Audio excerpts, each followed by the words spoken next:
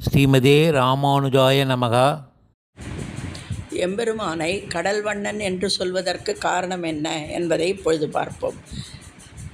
அஞ்சலிம் பிராமுக கிருத்வா என்று சொல்லப்படுகிறது.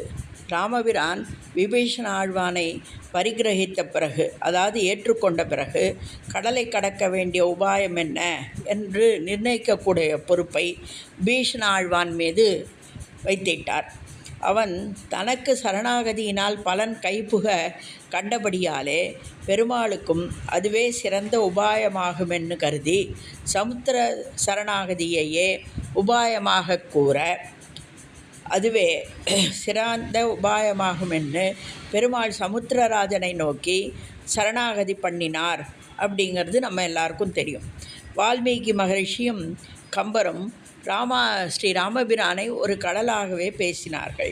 காரணம் என்ன என்று பார்க்கும்பொழுது ஆழ்வாரும் கடல் வண்ணன் என்று பல இடங்களிலே காண்பிக்கிறார்.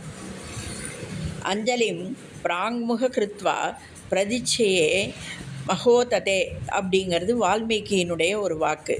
இதில் பிரதிச்சிச்சியே என்றதனால் அந்த கடலை நோக்கி மற்றொரு கடல் பள்ளி கொண்டது என்ற கருத்து தொனிக்கின்றதென்று மகான்களுடைய வியாக்கியானம்.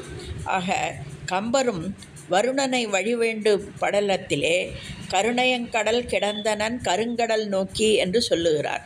திருவாய்மொழியிலே 6ஆம் பத்து 9ஆம் திருவாய்மொழி 6ஆம் திருவாய்மொழியிலே